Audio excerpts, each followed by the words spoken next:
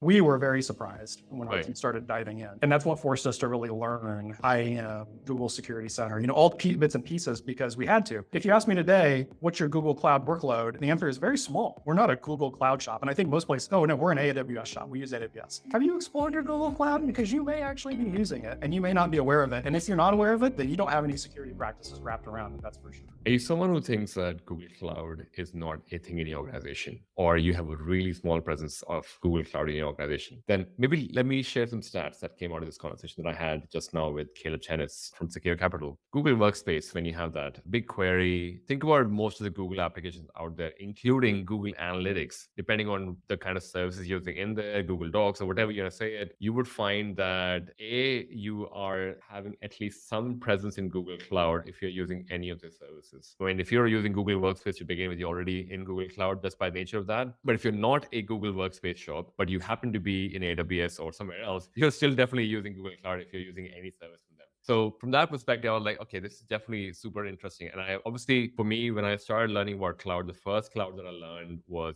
AWS. And then I moved on to Azure, Google Cloud, and all of that came in later. But this was a super interesting conversation that I had with Caleb Chenis. He is an information security principal at Sequoia Capital. And he was similar to me. He had an experience in AWS for a long time. And then he slowly started finding out, oh, wait, we actually use a lot of Google Cloud, which he didn't realize we were using a lot of Google Cloud. And at least in the beginning, they used to think they're an AWS shop, but they realized actually we do use a lot of Google Cloud. Now, granted, the Google Cloud is different for different people depending on how much you're using it. You might be a Google Cloud shop. So this was really interesting to kind of bring an AWS perspective to Google Cloud, which is probably still the largest cloud provider, but a lot of people know AWS Cloud, but they may or may not understand how do you kind of segue into Google Cloud? What are the challenges from it? What kind of services are probably bad in Google Cloud, or what are the problem services that are really good? We focused our attention on Google Cloud identity piece specifically because one was to understand, hey, how do I start day one or day zero on Google Cloud coming from an AWS background? But then once I have inventory, what am I doing after? Like, do I use my AWS identity? Do I use my another identity that I have? All that and a lot more conversation that I had with Caleb. And I think this was really interesting because especially coming from an AWS land, I connected with a lot of things he said. I'm sure all of you would as well. If you have someone who probably is from an AWS land and trying to get a hold of what Google Cloud Security looks like, definitely a good episode for them to listen to. And if you are someone who's probably trying to understand Google Cloud Security, maybe starting to, this would be a good one as well, because I definitely find the conversation to be, at least from the challenges perspective, was really cool.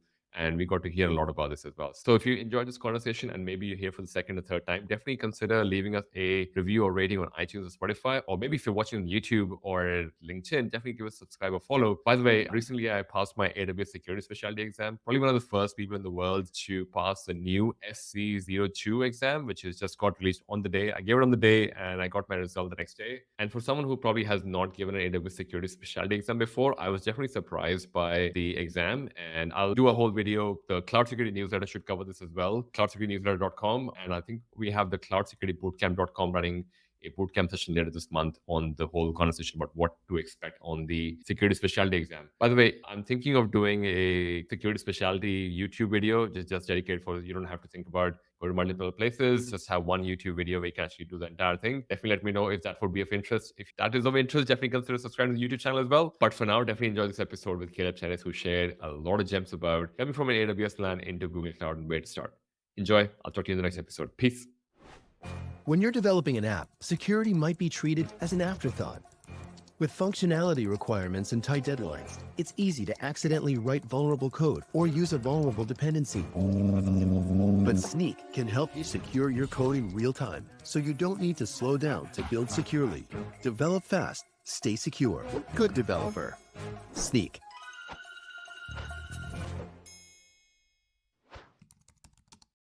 Hello, welcome to another episode of Cloud Security Podcast. This is continuation of our Google Cloud Security Month. And today's topic is an interesting one. I think I have started my cloud journey in AWS, and I'm always a bit scared of the whole conversation when it comes to other cloud providers. You're just more like, yeah, I know what it is, but I don't know if it would translate really well. Fortunately, we have Caleb today, so I'm going to bring him on stage. Hey, Caleb, how's it going, man? Hey, Ashish, how are you? Good. I was going to say, I think for someone who's coming from an AWS background into the Google Cloud world, so glad I have you today. For people who may not know who Caleb is, could you share a bit about your journey was to the current role that you're at today? Sure. I actually started off in the automotive industry, went to engineering school, and after that did hardware and software for diesel engines for a number of years, and then kind of pivoted into doing consulting and contracting work in the software side. And in the late 2000s, found myself staring into the cloud as a way of managing these large amounts of data that we were generating. This was a time when AWS was S3 and EC2 and S2S, which nobody was really using at the time, I don't think. But it was kind of this new fascinating concept of a place that you could run some compute workloads and also store a lot of data. Ended up doing some work for a email archiving and consulting company who was using S3 very heavily at the time. And in this case, it was petabytes, which probably isn't super large today. But at that time, it was a very large scale S3 implementation. And this was just a few years after the Enron scandal happened. So archiving email and doing preservation and discovery was a big deal. And then from there, pivoted doing a lot of cloud related stuff in AWS. Over the years, OpenStack became a thing kind of in the early 2010s. Did a lot of work with that, standing up things for people who didn't want to go cloud, but wanted to build their own clouds. Learned a lot in that process. Eventually ended up working for a storage vendor, building a solution around S3 object store type stuff on premise. Pivoted back into the security space, which is something I'd done early on. Ultimately landed at a company called Reverb, which was an online auction site for musical instruments, used music gear, acquired by Etsy. So did a short stint at Etsy, and then ended up doing here at Sequoia Capital, Mon's information security team, the global information security team. Oh, sweet. You've definitely come a long way from when, I guess, I wasn't in the cloud space in the beginning with the SQS and EC2 that. So you definitely were quite in the weed. Yeah, I'm showing my age. And the funny anecdote I remember from that time was, it was a few years after AWS had started. It was a very slow ramp for them, right? They didn't offer new services every month like they do now. And so they had just started offering support. It was a big deal. They had email and then phone support. You paid more to be able to call a phone number. And I remember we signed up for phone support, which is pretty expensive at the time. And I remember having to call that number 2 or 3 different times when things didn't work right. And I got the exact same person each time. And so at that point, I was thinking, you know what? When they created their phone support, they just had one person who answered that phone 24/7, some engineer on call or whatever who just had a cell phone with them. Certainly not like it is today. But, I imagine Jeff Bezos answering the phone call as yeah, well. exactly. It's like anything. They launch and you launch with as small as you can, right? And then you grow it over time. And so Yeah. I remember talking to that guy 3 different times for 3 different things. And sometimes it was 2:00 in the morning. Sometimes it was, during the day. He answered the phone every time. And from that to now Google Cloud, what was your first impression? Now, coming from that kind of an AWS, so you were quite deep in AWS at that point in time, to Google Cloud, what was the first impression of Google Cloud? Well, like anything, it's different. And so when you're so used to one vendor's way of doing things, and then you come in and see how another vendor's done it, you always have a healthy dose of skepticism around, oh my gosh, now I've got this new thing I have to learn. Why did they do it this way? At the same time, though, you can come with an open mind and say, okay, well, maybe because they had a fresh perspective, they're not layering on previous years' releases of software or whatever, they can innovate and kind of come up with a different way of doing stuff. But my real learning of Google Cloud was just how pervasive it actually is in our environment. And when I realized that, I began to realize that I think that's the case for many other people out there using the cloud. They may not realize how much Google Cloud stuff they actually have in their organization. And the security teams, at least we were very surprised when our team started diving in. And that's what forced us to really learn IAM, Google Security Center, all bits and pieces, because we had to. If you ask me today, what's your Google Cloud workload? The answer is very small. We're not a Google Cloud shop. And I think most places, oh no, we're an AWS shop. We use AWS. Have you explored your Google Cloud? Because you may actually be using it and you may not be aware of it. And if you're not aware of it, then you don't have any security practices wrapped around it. That's for sure. So what's an example then? When you say there might be a blind spot of how much Google Cloud you already use, what are some examples that people should think of? Yeah, let me give you a list. It's not an exhaustive list, but let me give you a list here. So first of all, does your company or organization use Google Workspace, right? Do you use email, Google Docs, Google Drive? Is that what handles your email and document solution? If so, you're using Google Cloud. Whether you realize it or not, there is Google Cloud running in the background with data in it that is there. And not only that, that's also the IAM service into Google Cloud, your identity and Google Workspace. And so your users who have an email address can easily just pivot over to Google Cloud and do things in it, use certain types of workloads, certain types of services without any activation or administration required. And so if you're using Google Workspace, you're using Google Cloud, whether you realize it or not. APIs. If you're developing any software that talks with Google APIs, and one example of that we found was the Google Maps API. We have a website that, is like a marketing site, but it has a map on it that kind of shows locations of things, right? And that's just a hook into the Google Maps API with some open source libraries. Well, to use that, you have to activate API services within your Google Cloud tenant. And so somebody did that years ago, following a set of instructions. Go click this and do this and whatever. That site lives. Well, now we're using Google Cloud because this third-party site is activated, running the Google Maps API.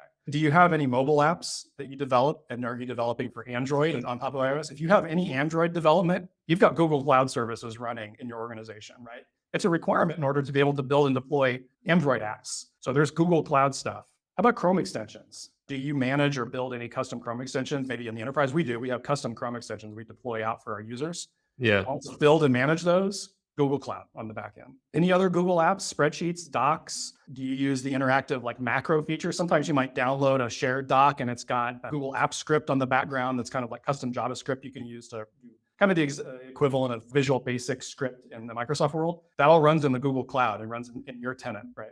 Firebase. We have an entire team of people who build a mobile and web application that all lives in Firebase because that was an easy place for them to go and build this thing. Well, Google Cloud owns Firebase, and your Firebase installation runs within your Google Cloud and uses other services in it. So if you went to that team and said, hey, do you use Google? Okay, so you use Google Cloud? Nope. Do you use Firebase? Yep. Okay, well, then you're using Google Cloud, right? BigQuery is another one. It's the data warehousing service that Google provides. There's a lot of services out there that shove data into BigQuery. Kind of the equivalent of a Redshift or something like that on the AWS side. Well, you got BigQuery, then you're using Google Cloud. And App Engine. Developed any apps, maybe in the past 5 or 6 years using Google App Engine, real easy way to build and deploy. Again, you can click buttons and just deploy the stuff. If you got that, you're using Google Cloud. Any of those things, you've got a Google Cloud tenant out there running services in. I would be surprised if many people don't use at least one of those services. Totally. We use 5 or 6. But if Wait, you ask me, analytics, is that someone? Yes, if you activate certain features. So you can fire up and use Google Analytics just with your Google Workspace. You still have to have a Google identity, right? You have to have a Google login tied to something to get in and use analytics. So if you're using Google Workspace, it's tied to that. And then it can activate some Google Cloud related services, kind of depending on what you've done in the background. Wow. However, what's even more interesting about that is if you're not using Google Workspace, if you're not a Google shop, then the only way that works is people have to use their personal Gmail addresses to use Google Analytics. And so then all of your Google Analytics users are just their own personal Gmail boxes that they've set up, right? Now you've got a very insecure setup because how do you remove users when they leave the organization if it's tied to their personal accounts? Yeah, wow. I didn't realize. So wait, clearly, if there is so much Google Cloud in most organizations without some people knowing about it and so much blind spot as well, what does day zero look like? So as in terms of if I'm starting today, I may have had some AWS background like yourself. What am I doing today to start securing what potential Google Cloud is in my That's a great question. For me, it was inventory and analysis. First of all, understanding how to get into Google Cloud, the console, right? If you've never done that before, you need to know how to pivot over to the UI of Google Cloud as some kind of administrator. And let me just say this, one thing that's also very surprising, a lot of people don't know. Your Google Workspace administrators, whoever on your team is an admin of Google Workspace, is automatically an admin of Google Cloud. It's a one-to-one. And so we run into issues where we have IT people who are admins of Google Workspace who manage email inboxes. Then a request comes in, hey, I need this new thing stood up in Google Cloud. They just go do it, even though they don't know the policy or procedure around it. So imagine if your help desk folks are also your AWS administrators and they just go do stuff and they may not understand, oh, but we use Terraform to manage that, or all this IAM is done in a certain account. They just automatically get that access. So if you're an admin, you just pivot over into Google Cloud. Inventory and analysis. So the hierarchy of Google Cloud, there's a lot of parallels between AWS in terms of accounts and AWS or projects in Google Cloud. There's IAM identities, a lot of parallels, but the organizational structure is quite a bit different. Everything in Google Cloud is done in a project, which is kind of the equivalent of an AWS account. And there's tons of those projects. There could be 10, 50, 100. They're a lot more fungible coming and going than AWS accounts are. It's very easy to create a new one. It's very easy to throw an old one away in the Google Cloud world. Because of that lifecycle, you can manage your blast radius better by just making things very more constrained to a specific project. As a result, and you may not realize this before you set up, you end up having tons of projects that you didn't create that got created on the back end, by these things automatically. And so getting that initial inventory of what actually exists in my tenant, what projects are there, going into each one and saying, okay, what users are assigned the ability to do things in this, and getting that mapping going. And the reason that's important is because you can go back and make that a hierarchy. You can nest projects together. You can have higher level folders. In our case, we did it by geography. So we have teams that manage Southeast Asia. We have a team that manages our China region, a team that manages the US. And so we were able to move those in a hierarchy. So the management of those is done by a dedicated team who can access all the sub-resources therein. But it takes a while to get that inventory analysis going. That's where you really need to start. You need to wrap your head around, what do I have and how widespread is it? And what services are each of those projects using to get that in inventory? There are tools that can help you do this. All of the cloud vendors who sell cloud inventory solutions or cloud health solutions, they hook into Google Cloud. So they can give you better visibility besides just going in. But if you've never done it before, the UI and the console, easy to get started, easy to go through and just start poking around. And basically you just need to do some investigation. Wow. So inventory analysis, what's after that? Because you mentioned identity as well. We kind of touched on Google identity. There is a whole concept of AWS IAM user and all of that. But you guys are AWS shop, to what you said in the beginning. Yeah. But you're also using Google Cloud, which is the same thing. What was the thinking there with identity? Because kind of like that's the pillar to get into. Identity is the one that, as I started doing my investigation a couple of years ago, scared me the most because it was the one I felt like we had the least handle on. So in the end, if you have all these other Google Cloud resources, you have compute, you have storage, obviously those are things that our users are using because they find valuable. So it's not like we're just going to come and say, no, you can't use this service because it's not the blessed service. Like we want them to be empowered to do this stuff. But the IAM piece, which is kind of the wrapper around all of this, that all exists. None of our users care about like how that's set up. They just care that it works. Our security team cares how that's set up, right? We want to make sure it's done securely. And by default, it's kind of done securely, not necessarily. And so the way I would start it is saying there's, again, a lot of parallels with AWS, but Google Cloud fundamentally IAM is really around the user. And so all IAM identities in Google Cloud basically are email addresses, right? It may not actually have an email that goes to it, but it's a username at a domain. And so your Google Cloud identity and me as a particular user is one-to-one tied with my Google Workspace login, right? So that is my identity in Google Cloud. And that pervades across the entire Google Cloud tenant, right? All the projects, everything is done around that one identity. First, it's kind of like AWS SSO, where if you pivot in from some SSO provider, you can use that to pivot to different accounts, with what your identity is. This just works across all accounts based on what your identity is. So whether you're blessed or not to do certain operations is just defined by the policy's definition, but it's all tied back to my particular user identity. And then you have service accounts and machine accounts, right? So machine accounts being services that Google Cloud provides, like compute, Kubernetes, all these things that need to do work on your behalf or on behalf of the service. They have identities too. Just like IAM identities tied to EC2 instances, for example. Same type of thing. So you can bless them to do the same types of things. You can give them certain services.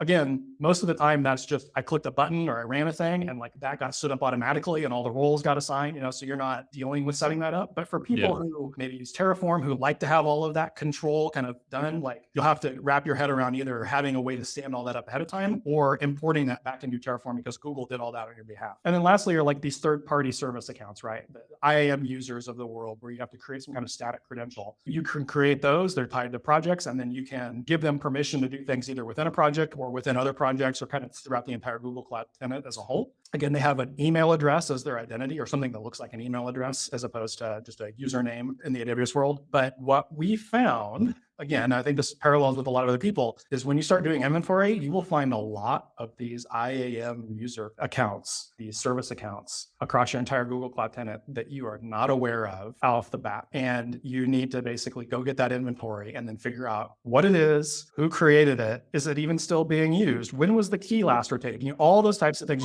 AWS has on their security guide, they have a page of all the best practices that they recommend in AWS. It's like their top 20 IAM practices.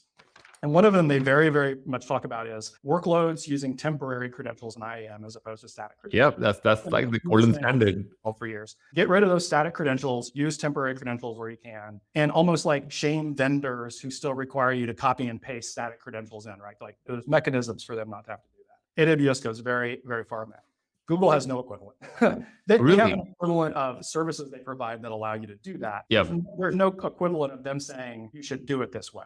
And so every document you go see, every guide you go out there, every vendor you interact with, their steps are create a service account, create a static credential, and copy and paste it and give it to us. And so as a result, you end up with dozens, in our case, a couple hundred of these static credentials in your Google Cloud tenant that are scary when you're coming from the AWS world and you spend all this time trying to clean all that up, right? And make around it. So again, another thing you really need to inventory and understand.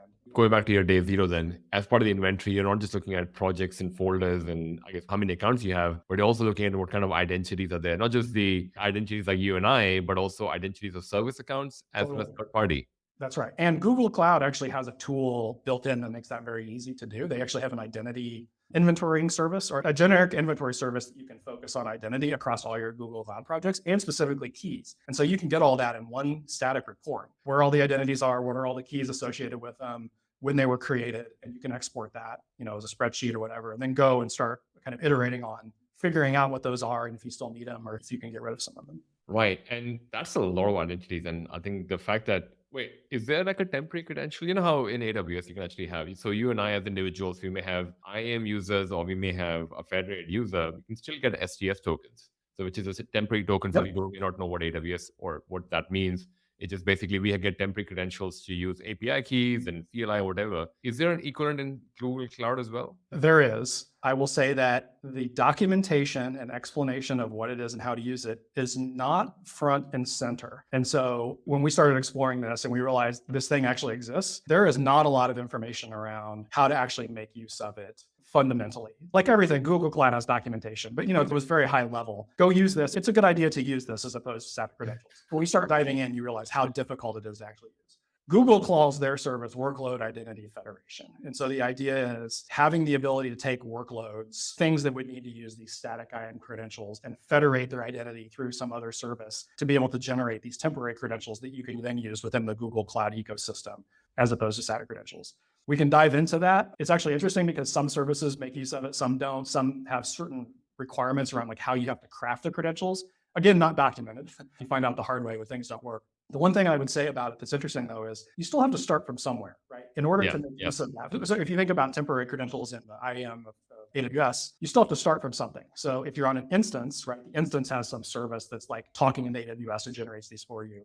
Google Cloud has the same. And Google Cloud Compute, they have a metadata service that also will generate you temporary credentials on those instances. But outside of that, there has to be some identity thing that you have to start with, some kind of credential you have to start with in order to pivot into the temporary world. So that could be AWS. Like if you start on the AWS side, you could have some kind of AWS identity. You can set up Google to be able to pivot from an AWS identity to a Google Cloud identity.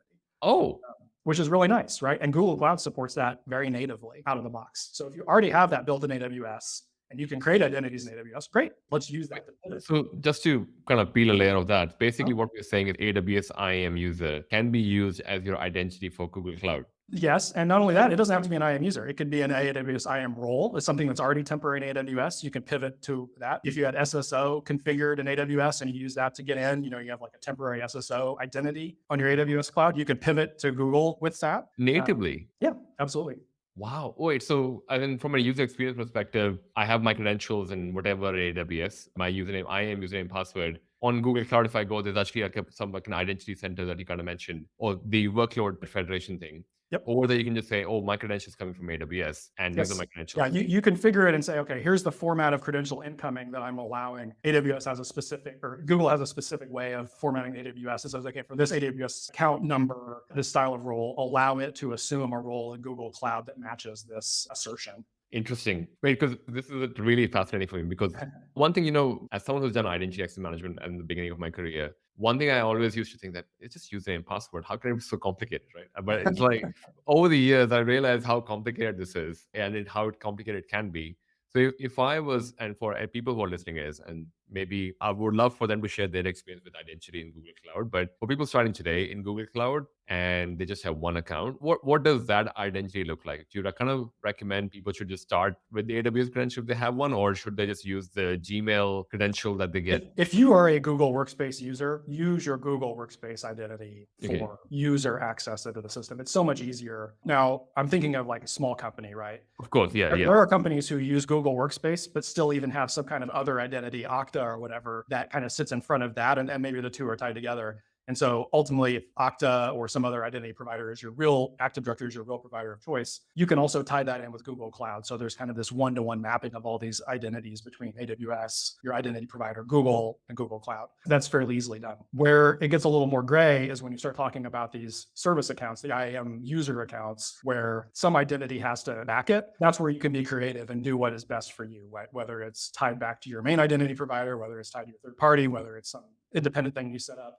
And that really probably comes from the sophistication of how big your organization is and how much overhead you can manage, to make it more secure. If you're a 5-person startup, certainly start securely, but also start simply because you don't want to deal with all that other cruft.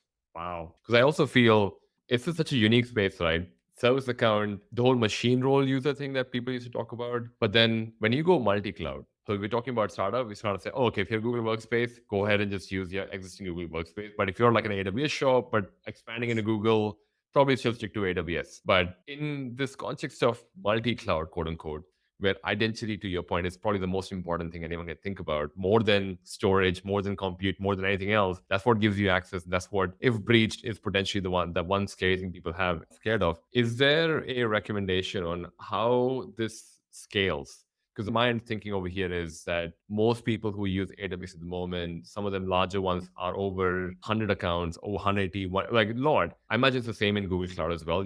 And over time, this is growing, and you're saying, oh, wow, these are two big bubbles just growing on their side. Does your opinion on identity change at that point in time?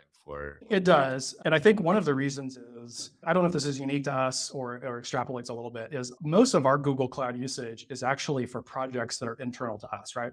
So our AWS workloads really are compute, storage, kind of traditional things that you think of as the cloud, and they're very generic across the organization. Where Google Cloud comes in is really Google-specific workloads that we're trying to manage, right? These APIs I was talking about, Firebase, all those services that are Google-specific. And so because of that, we're not storing like generic workload data in the Google Cloud. It goes in AWS. We're storing like Google Cloud-specific application data in the Google Cloud side. And so the data storage, the compute that you're using, at least in our case, is very tied heavily to because it has to be in Google Cloud. And so as a result, you don't have to be as sophisticated with all of the IAM stuff because of these very specific workloads. And it's a very specific set of people who are kind of using them. And so we try and keep it as simple as possible with maintaining that parity around just using Google Workspace identity, because it's a smaller subset of users who actually need to get in there directly and use it. Now, where that falls apart a little bit, again, is on the service accounts, because there just ends up being so many of them.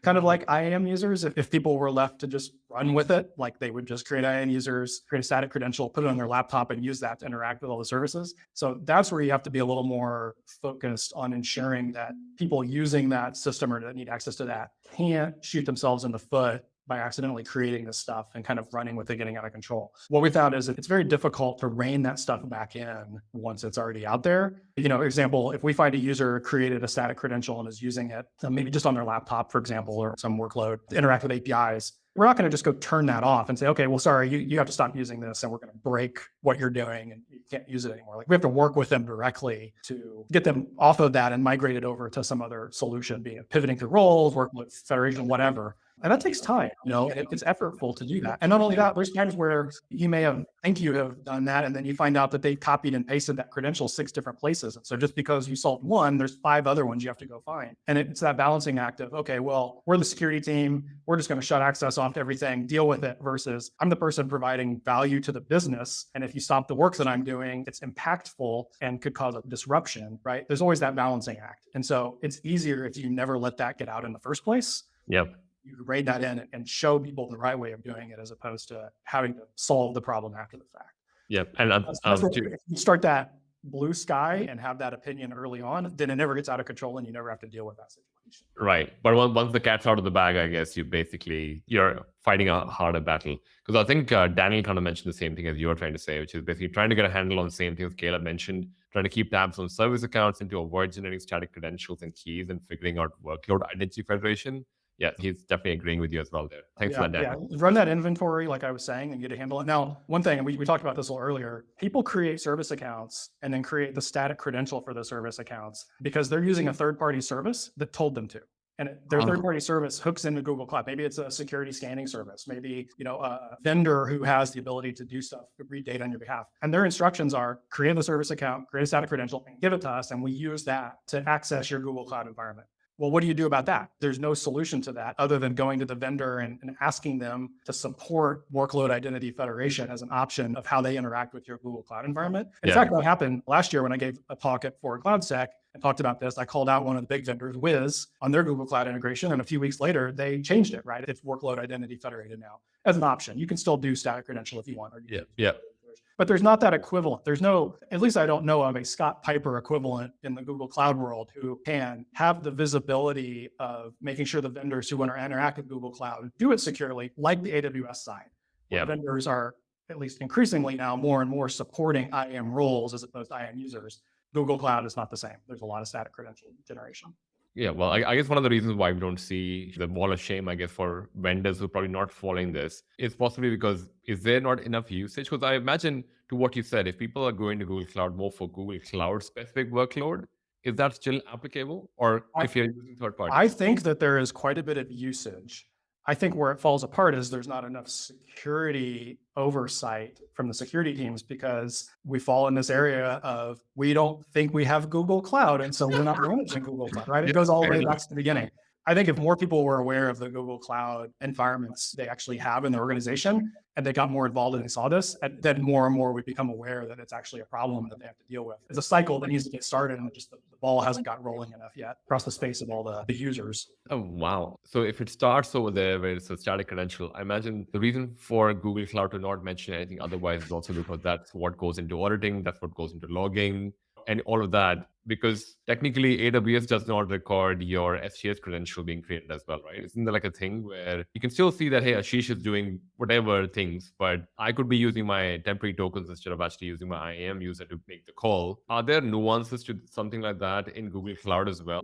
I would say that in my experience, Google Cloud auditing and logging is actually really good. Almost to the point of too much information. And in fact, I know that the audit trails that we receive from Google Cloud and Google Workspace, also very heavily tied to that in terms of their audit trail, is so verbose that we actually have different tiers of where we send those to based on the value of the report. So it's kind of like in CloudTrail, AWS CloudTrail, where if you turn on data logging, Lambda logging, all these extra things, the feed can just be so overwhelming that you may have to figure out how you put the lower value stuff in the cheaper storage and the higher value stuff in the more faster to scan storage. Google Cloud's the same way because they do log almost every single little thing that happens. Whether that's actually useful in hindsight, I don't know, because the volume is so high. Sometimes it's hard to find the signal in the noise, but they are pretty good. Where that actually gets a little interesting, and another anecdote that we have found is all of the Google Cloud services that provide these audit logging, and Google Workspace provides audit logging, do it to Google services, right? Like you'd expect. And on the AWS side, when you do various audit loggings, right, where does it go? S3 bucket. Bucket. Yeah. It goes to some SQSQ or SQ. Maybe it goes into Redshift. AWS supports logging all that into AWS services. Well, Google does the same, right? All these Google logs go to Google services. Yeah. Well, if you're an AWS shop, how do you get those over into your AWS stuff, right? Maybe you've built all of your architecture around long-term archiving of this data at S3. Yeah. Well, that data is not going to S3. So now you've got to support some way of getting it over there. There's ways to do it, but if you're unaware that it actually exists, you're not pulling it over, then it's not alongside all your other data. Various SIEM vendors, various logging vendors have different levels of support for how they deal with Google Cloud stuff. Some of them, you give them a service account credential, static one, and then they go pull the data out of Google Cloud for you into their platform. Some of them maybe it's a push model where you have to create a Google Hub subscription that funnels requests off to a webhook. Yeah. And then they receive that and can pull data directly. Oh my God. It just varies across the board, but make sure that you know where all that data is and where it goes. The one that's biggest for us was BigQuery. All the Google Workspace data goes into BigQuery in Google Cloud. Getting data out of there is very difficult. Into another service where you want to scan or use it, a send service, it's actually very difficult to get that data out. We had to write a bunch of custom software to do that. I think that explains why most security people are not even concerned about it. They just don't want to deal with that, I imagine. Because to what you said earlier, the nuance of Google Cloud itself would be the fact that people would not even know that they're using Google Cloud because they would not be aware Google Workspace, BigQuery, all of that. Yeah, we have very small presence in Google Cloud. I think it was funny. I can't remember who I was talking to, but they said they're an AWS shop, but we've got really small presence in Azure and Google Cloud, but we don't really look at that as much. And you kind of like, oh, wait, but are they mission critical things in there in Azure GCP? I don't know, but it's a very small presence. My biggest concern is to be in AWS. So I imagine how many organizations out there are just making a call to not look at any of that log from Google Cloud or maybe even Azure as well, just because they believe it's a small presence. But it's like a Trojan horse in a way. It's like it has all this stuff in the belly, but no one really is looking at it. And that to me feels like there are positive news from a security perspective for Google Cloud. I feel like a bit scary place. Well, I mean, I don't think you should be worried that the sky is falling. Like anything else, I think security teams come across many surprises, even outside the cloud as they operate, right? They learn about shadow IT or other resources that didn't exist before. We deal with issues where we have a vendor or a service that we use and we provide to all of our users, and then we find out 5 or 6 people have still been using it personally on their credit card outside of that, right? Like that just happens from time to time. So it's easy to say, oh my gosh, I'm so scared of this thing, or like I realize how bad it is. Let me just pretend it doesn't exist. It's important to like go get a handle on it, right? And find out. And I don't think it's ever going to be as bad as you think, right? Like it's all solvable. It's really just getting a handle around inventorying, like we talked about, getting the analysis done, making sure the logging is all turned on and going somewhere so you have that historical data. And then just having a plan for like, how do we make this best practice? I mean, I will tell you, we are not 100% no service account keys, right? Like that's a great goal, but we're not there. We know we have that. Everybody's probably going to still have that to some degree. And so what's our plan for making sure we understand the provenance? We can rotate them periodically. We know who uses them and where, what services, just getting that in place. You're light years ahead of the people who haven't started even thinking about it yet because they still have their head in the sand, right? So just dive into it, figure it out. Maybe it's not as bad as you think. Maybe you're not really using it and you can move on and think about something else. But you need to at least take a look. Wait, so when people say large scale Google Cloud, and maybe you've had conversations or you've experienced this for people coming from an AWS side, where I was saying that people have hundreds of AWS accounts. What does big scale look like in Google Cloud? Like, I just have a really big query presence, or what does that really look like? It probably equates to your monthly bill more than anything, right? Because it seems like the data presence is probably tied to how much you're spending. Interestingly enough, an anecdote about that is your bill can go to multiple different people within Google, and it can be paid by multiple different folks as opposed to kind of like back to one central organization. And so you may not even have that visibility because billing is handled separately in IAM than administrative permissions. So you may not even be able to see how some of the bills are being routed and they're paid by within Google Cloud. Our experience was our data presence was wide, but it wasn't super deep in terms of petabytes, in terms of hundreds of machines or Kubernetes instances. But even just 1 or 2 was enough that we needed to go and figure out, well, who's using it? And in some cases, are they still using it? Like, if this is a project that got stood up and never got terminated. I've had experiences before where we've run machines or instances that have gotten hacked other companies because they were just forgotten about. There's no data of any value there. But when your bill comes in 1 month because somebody started mining Bitcoin on a machine, that was of no value, but nobody forgot to turn off, or somebody forgot to turn off, that gets noticed. And so you want to get a handle on those so that like type of thing doesn't exist, regardless of the size of your bill. Yeah. My guess is if you are approaching large scale AWS style stuff on the Google Cloud side, you probably already know you're using Google Cloud and have some administrative ground and expertise on it, hopefully. Because I feel like most people, when they say they have a significant Google Cloud presence, I wonder if they actually just mean that they have a really large data set that's on Google Cloud. And that's what makes them, instead of what you said. Kubernetes is the one. I know a lot of people who do hardcore Kubernetes really like the Google Cloud offering more than the AWS offering. It's a lot more native centric, supports a lot more stuff out of the box. AWS is caught up. But in years past, Google was way ahead of them on that. So that's offering. And Kubernetes probably is another one where people just go, I don't want to deal with this.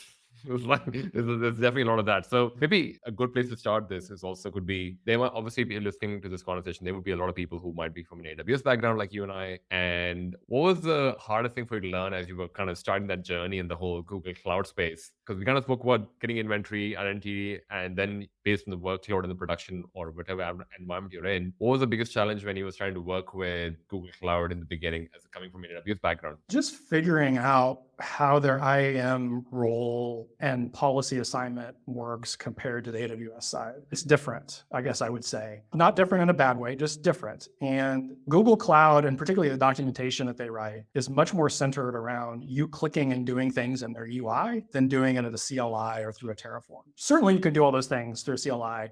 You can use an SDK, you can use a Terraform. There's documentation for it. I'm not saying none of that exists, but all of the examples out there are click, do this, add this checkbox, click this box. And so you find yourself doing things that you may not realize on the back end have like 5 or 6 different effects, right? Because you just clicked a single button. And so then when you go behind the scenes and start doing some of this stuff at the CLI or whatever, you realize that's actually 6 different CLI commands that I have to run to like do this one thing that I clicked in the UI. You start realizing like they've automated some of the magic to make the experience better. But when you're a developer, an engineer who's used to like explicit instructions, that can be hard to swallow sometimes. Well, gosh, I wanted to know like all those things because it helps me understand it better. They also tend to use pre-built policy to allow users to do things. As an example, when I want to go add a user in a project, a Google Workspace user to do stuff within Google Cloud, I might go and assign them a role of folder administrator. Right.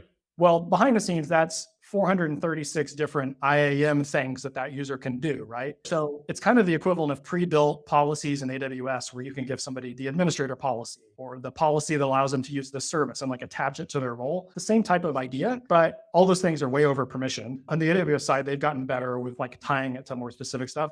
On the Google Cloud side, it's very over permission.